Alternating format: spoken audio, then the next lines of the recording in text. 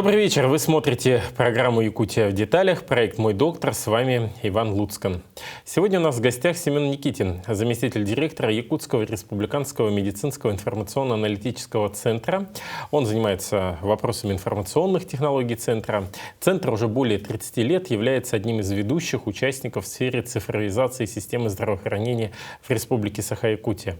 За это время центр успешно реализовал множество проектов по сбору, обработке, анализу медицинской информации, внедрению современных технологий, созданию информационных решений, которые способствуют повышению качества и доступности медицинской помощи. В этом году ЕРМИАЦ отметил круглую дату — 30 лет со дня основания. И у нас есть возможность узнать о наиболее значимых достижениях, планах на будущее, о том, какую роль Центр играет в реализации национальной программы цифрового развития здравоохранения нашей страны. Сегодня мы поговорим и о текущих проектах, инновационных направлениях и вызовах, с которыми сталкивается Центр в условиях быстрых технологических изменений. Вопрос, наверное, будет первый такой большой, глобальный. Какие основные стратегические направления есть в работе, связанной с деятельностью вашего учреждения? Так, основной задачей является, во-первых, это цифровизация здравоохранения полностью, да, по всей республике. Также наша организация занимается сбором статистических данных и, соответственно, предоставляет аналитику в орган наш, да, Минздрав. И в этой части получается у нас автоматизация всех процессов деятельности медицинских учреждений. И также региональный кадровый центр наш тоже занимается кадровыми вопросами. А какие задачи ставит перед вами Министерство здравоохранения как страны, так и республики? Получается, у нас основная задача все-таки идет цифровизация всей отрасли здравоохранения. И с этой целью у нас внедряется, точнее уже внедрилась единая информационная медицинская система, которая на текущий момент у нас все подключены к этой системе. Что дает нам, получается, всю прозрачность этих данных, да, которые между больницами это передается. Кроме, если взять именно внедрение МИСа, какие есть еще такие основные, ключевые, возможно, проекты, которые реализуются в системе здравоохранения, о которых не всегда знает обычный пациент? Это получается у нас цифровизация в части всех внутренних процессов. Также у нас идет интеграция с федеральными системами, получается, чтобы пациенту, например, доходили электронные медицинские документы на телефон через портал госуслуг. А еще какие есть проекты, которые вы курируете? Также у нас телемедицина развита в регионе, да. Это в основном помогает нашим арктическим районам. Каким образом она работает, телемедицина? Есть несколько вариантов работы в этой системе.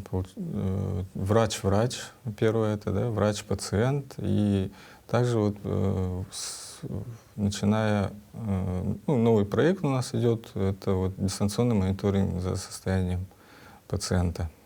А где он сейчас реализуется?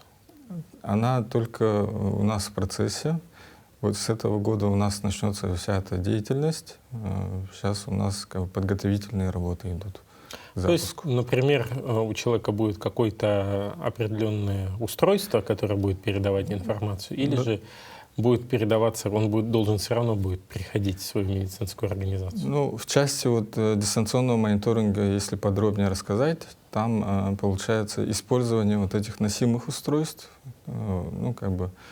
Это сейчас люди начинают всякие часы, там все прочее носить, да, и, соответственно, эти системы могут передавать, устройства, точнее, могут передавать систему какие-то показатели.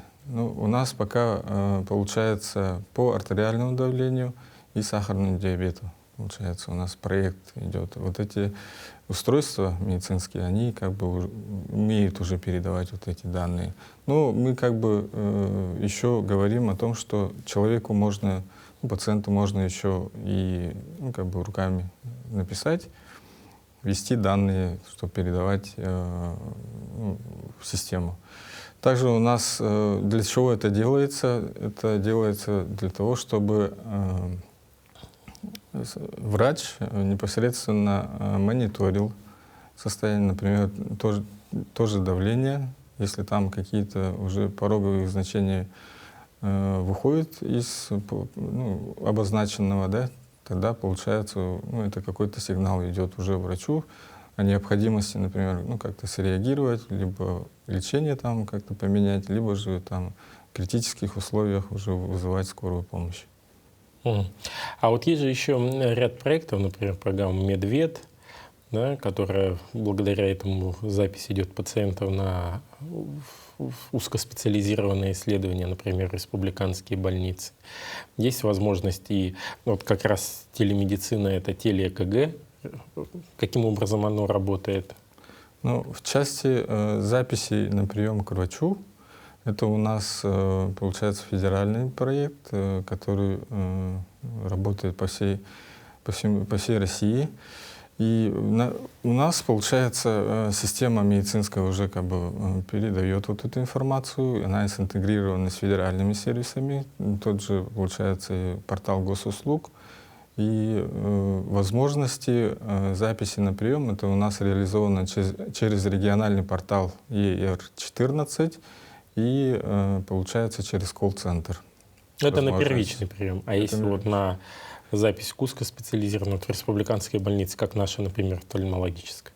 В части узкоспециализированных у нас есть система, называется «Медведь», получается, и наши медорганизации как бы направляют в единый центр сопровождения пациентов документы, все это электронно передается, никуда ходить не надо. И, соответственно, получается, пациенту потом уведомление приходит, то, что его как бы берут и необходимо подойти на это. Вот если так посмотреть, задачи, которые стоят перед медицинским информационно-аналитическим центром, их огромное количество, и не все видны обычному пациенту. Вот мы сказали только о ряде проектов, которые реализуются, да, и один из известных — это медицинская информационная система, но есть еще то, что люди в принципе не замечают. А сколько тогда необходимо людей для того, чтобы организовать эту работу непосредственно в самом центре, и какова его структура? Так, в нашей организации 14 структурных подразделений. Это у нас отделы медицинской статистики, отдел IT-части, да, по сопровождению информационных систем и техническая поддержка, технической поддержки. Также у нас есть единый колл-центр 122 на базе 122, единое сопровождение пациентов и региональный кадровый центр. И в структуре, в организации у нас работает более 150 человек, сотрудников. Среди них, получается, у нас IT-специалисты, эксперты, аналитики, медицинские статистики. А вот какова роль Якутского медицинского информационно-аналитического центра в реализации национальной программы цифрового развития системы здравоохранения? В части цифрового развития, получается, у нас вот как раз-таки внедрение единого медицинской системы. В этой части у нас реализация прошла успешно. 12 арктических районов, отдаленных арктических районов у нас уже подключены к этой системе. То есть мы обеспечили, все медорганизации, 56 медорганизаций у нас подключены к этой системе. Также у нас реализуются проекты в части искусственного интеллекта. Ну, например, вот какова роль ЕРМИАЦ в реализации национальной программы цифрового развития российского здравоохранения? проект создания единого цифрового контура здравоохранения на основе единого государственного информационной системы здравоохранения. И в этой части у нас были внедрены медицинская информационная система, система скорой помощи, организация льготного лекарственного обеспечения, телемедицинская система, центральные архивы медицинских изображений, центральные архивы лабораторных исследований. В этой части реализация полностью у нас как бы внедрена. Интеграционные составляющие уже у нас как бы выполнены для удобства как бы работы для организаций. Ну вот если углубиться в название вот этих всех проектов, например, Центральный архив медицинских изображений, а для пациента это что значит? Или централизованные лабораторные исследования? Ну, в части диагностики вот эти системы у нас как бы ускоряют процесс диагностики. То есть, получается, как бы это все делается в цифровом виде, никуда не ходить не надо. Получается, в каком-то центре, например, сделали снимок, и, соответственно, вот, по прикреплению медицинской организации это все можно увидеть. И, соответственно, это как бы ускоряет диагностику и лечение. Да, вот сейчас более такой практический пример, наверное, приведу. Вот был как раз в Момском, улусе нашей республики. Там есть рентген-лаборант, но нет врача-рентгенолога. Рентген-лаборант выполняет все исследование, прикрепляет этот снимок в Центральный архив медицинских изображений. Исследование отправляется в Якутск, и через буквально там 20 минут, когда выгрузка пройдет, в зависимости от скорости интернета, врач уже в Якутске видит все, что происходило во время проведения этого исследования, и может давать какую-то оценку этому исследованию, состоянию пациента. Это к тому, что это позволяет не держать непосредственно врача-рентгенолога в небольших центральных районных больницах, а как раз аккумулировать все исследования, например, в городе Якутске, где и опыт у врачей в данном случае больше, и объем исследований больше, и оперативно принимать решения по дальнейшей тактике ведения пациента. Так же, как и по лаборатории. Теперь сдал анализы в одном месте, но его видят все. По крайней мере, вот это вот, когда, ой, у меня потерялся анализ, уже постепенно уходит в историю. Вот. А вот что по поводу выписок, когда они прикрепляются непосредственно на портал госуслуг, вот как здесь обстоит дело? Вот многие же тоже бегают, я выписку потерял, дайте мне снова справку. Вот сейчас этот реализуется проект? Да, через информационную систему нашу медицинскую, это все документы, которые вот подтверждаются врачом, как бы подписываются электронной подписью, они попадают в федеральный сервис, и через вот этот федеральный сервис уже попадают на приложение, либо же на сайт госуслуг, где пациенту получается. И, соответственно, все протокола исследований туда входят, справки, свидетельства и выписка с электронной медицинской карты. Каким образом осуществляется сбор и обработка медицинской статистики? Ведь сводится вся информация со всей республики. Медицинская статистика у нас собирается посредством информационной системы БАР-своды. Она, получается, дает возможность сбора данных со всех медицинских организаций и аккумулировать в одном как бы пространстве. Соответственно, получается, вот это собранные данные в последующем могут использоваться для получения там какой-то аналитики. Также у нас с этой целью как бы разрабатываются дашборды в системе Visiology. И, соответственно, на тепловой карте мы, например, можем посмотреть какие-то статистические данные по рождаемости, по смертности, вот, по демографии. Ну вот любого человека, наверное, который скептически относится к вообще в целом цифровизации, потому что это персональные данные, они могут утечь, волнует тематика конфиденциальности этих персональных данных и их защита. Каким образом защищаются данные и какая гарантия того, что данные о моем заболевании не утекут куда-то в сети и не появятся потом на черном рынке? Смотрите, в этой части по защите информации у нас как бы есть некие ступени, получается. У нас вся информация хранится в Центре обработки данных в правительстве, да, на площадке правительства. Сеть находится в закрытой части, то есть, получается, вся эта информация шифруется у нас.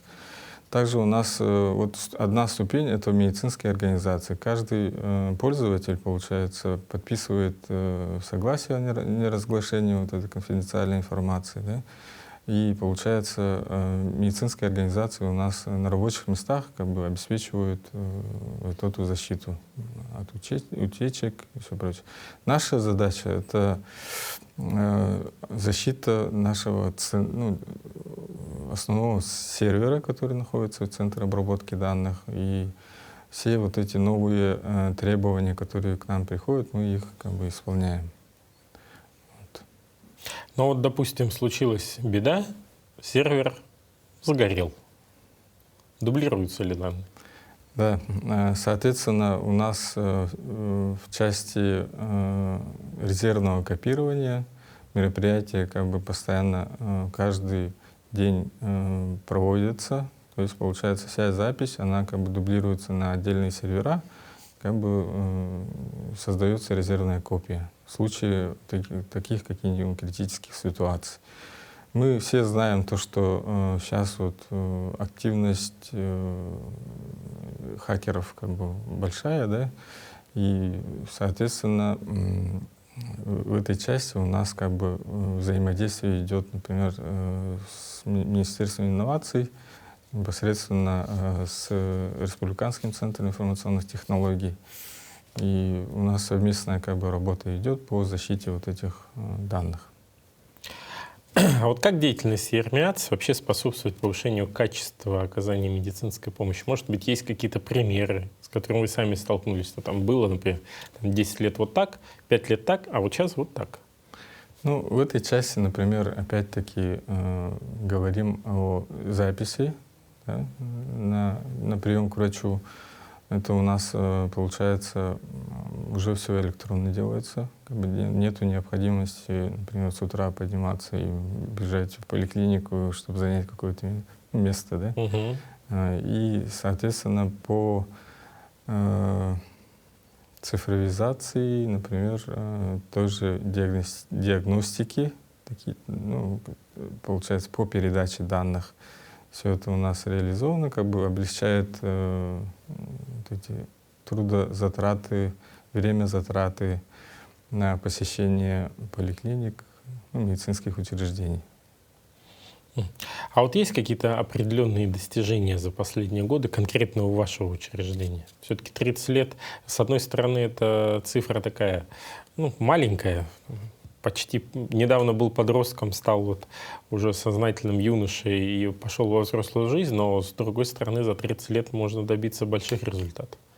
Ну, в рамках нашего национального проекта с 2019 года по 2024 год у нас было проведено очень много мероприятий, соответственно, участие в каких-то пилотных проектах. И ну, основным достижением это вот как раз-таки вывод вот этих наших услуг в цифровой вид. Опять-таки вот запись на прием, электронные медицинские карты, телемедицина. Вот это как бы является как бы основными достижениями. А как осуществляется процесс взаимодействия между органами власти и медицинскими организациями и центром? Ну, в этой части у нас тесное взаимодействие с медицинскими организациями, да, и с нашим Министерством здравоохранения. В части, вот, например, того же развития мы как бы обратную связь получаем от медицинских организаций, которые непосредственно работают с информационными системами. И получается, мы как бы сопровождаем их, помогаем в решении тех или иных задач. Ну, здравоохранение как бы затрагивает вот эти социальные наши услуги, и, соответственно, у нас вот взаимодействие идет с Министерством труда, Министерством Ну, здравоохранение, так понятно. да, здравоохранения, Минспорта, например, Минобразования. Вот у нас есть как бы совместные тоже проекты, где мы вот сейчас тоже работу ведем постоянно, да, у нас тесное взаимодействие. Но еще же и с федеральными органами власти. Например, вот в последнее время наделало очень много шуму, когда по запросам из органов МВД, Росгвардии некоторые лишались прав, потому что подтверждалось, что у человека есть противопоказания к управлению транспортным средством. Также и с Росгвардией теперь все в электронном виде, все справки видны у них для получения на оружие. Да, Ведь это было сделано вот буквально в последние несколько лет. ну, в части взаимодействия с Министерством внутренних дел как бы тоже у нас в некой части передается информация, но опять-таки мы не забываем то, что наши данные, которые хранятся, они как бы не для разглашения, как бы это вот как раз-таки медицинская тайна. Угу. А вот как осуществляется подготовка работников ЕРМЯЦ? Ведь у вас направление, с одной стороны, медицинское, а с другой стороны, вам нужны и специалисты в области IT, и медицинские статистики, возможно, экономисты, которые грамотно сведут эти цифры и обоснуют с точки зрения экономической науки. Ну да, наши сотрудники как бы проходят курсы, опять-таки, да, повышение квалификации каждый год. Получается, также мы участвуем в семинарах, участвуем, получается, в форумах. Также ну, как бы хорошей практикой является участие в каких-то стратегических сессиях, да, где мы как бы как раз-таки видим проблематику, например, и как бы решаем совместно.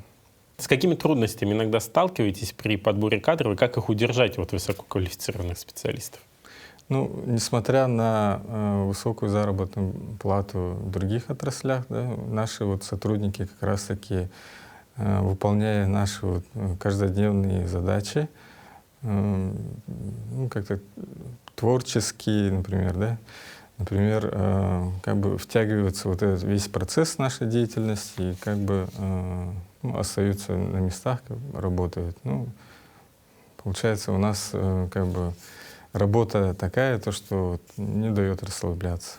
Ну и плюс вы выполняете социальную задачу, потому что вы помогаете людям, и порой помощь людям, и видя результат своей работы, человек остается на этом месте, потому что он понимает, что он нужен обществу.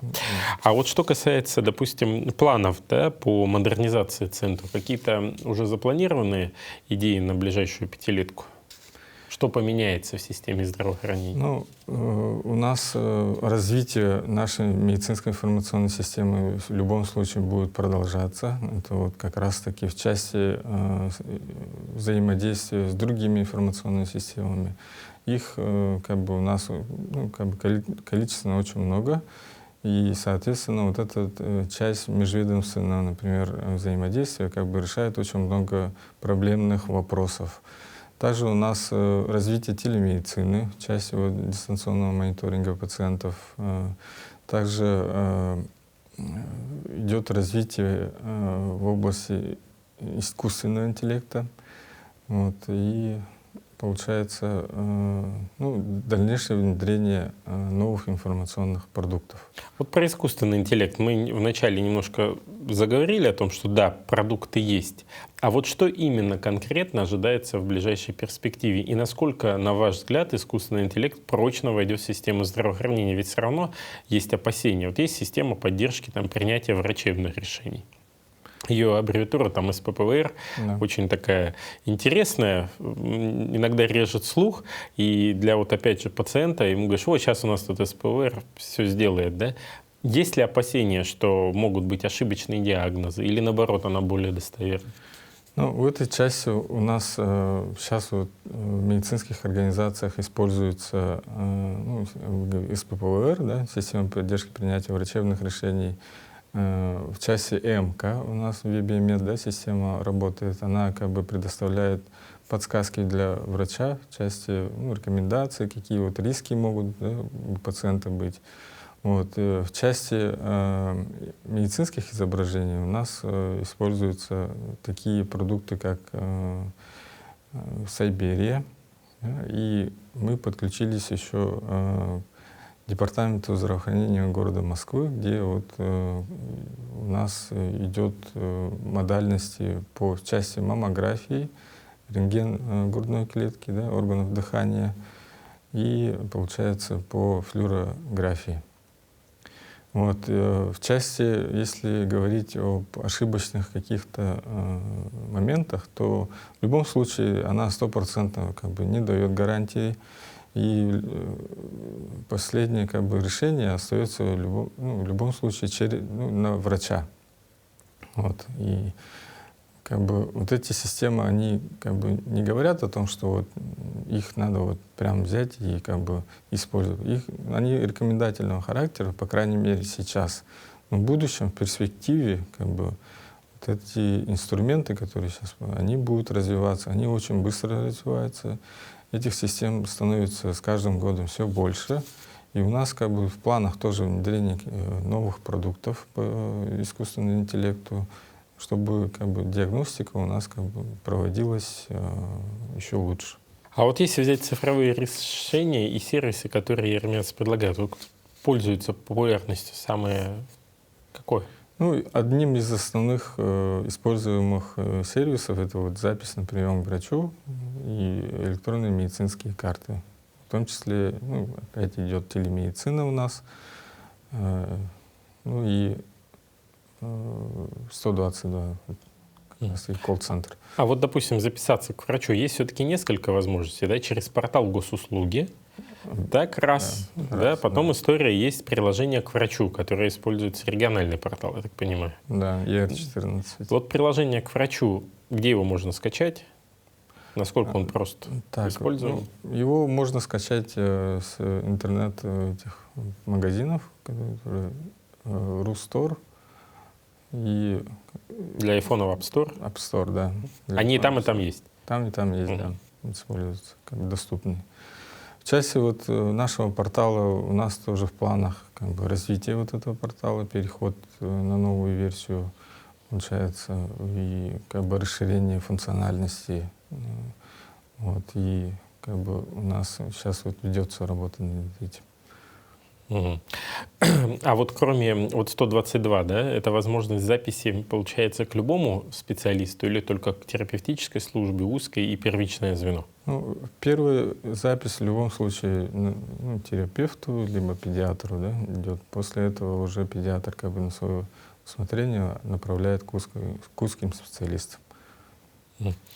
Ну и завершая нашу беседу, 30 лет Ермиацу, какие-то планы в связи с проведением конференции, возможно, каких-то круглых столов наметили? Да, 5-6 у нас состоится форум «Цифровой код здоровья», где у нас будут обсуждаться вопросы по цифровизации также, да, по медицинской статистике, по кадровым вопросам. У нас вот участников из федерального центра будут и из других регионов.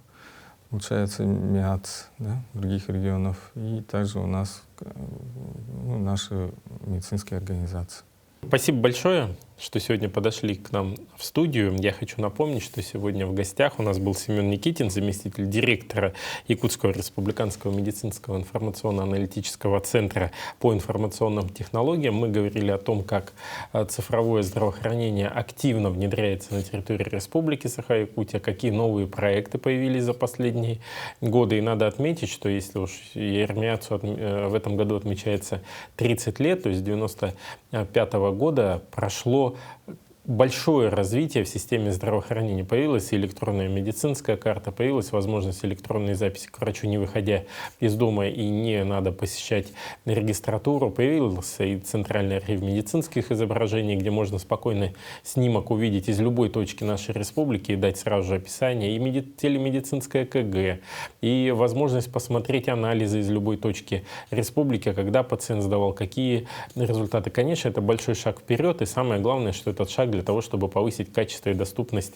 медицинской помощи населению и оперативное принятие решения по дальнейшей тактике ведения пациента. Поэтому хочется пожелать коллегам успехов, потому что мы с ними тоже тесно всегда работаем и по медицинской статистике, и по внедрению новых цифровых проектов. Удачи им, еще раз поздравить с юбилеем, ну и пожелать вам, дорогие телезрители, в первую очередь здоровья. Вы смотрели программу «Якутия в деталях», проект «Мой доктор». С вами был Иван Луцкан. Хочу пожелать всем, конечно же, здоровья, чтобы у вас было счастье, благополучие. Оставайтесь вместе с нами и смотрите нас по будням в 19:15. Мы рассказываем о том, чем живет здравоохранение в Республике Саха-Якутия. Всего доброго, до свидания.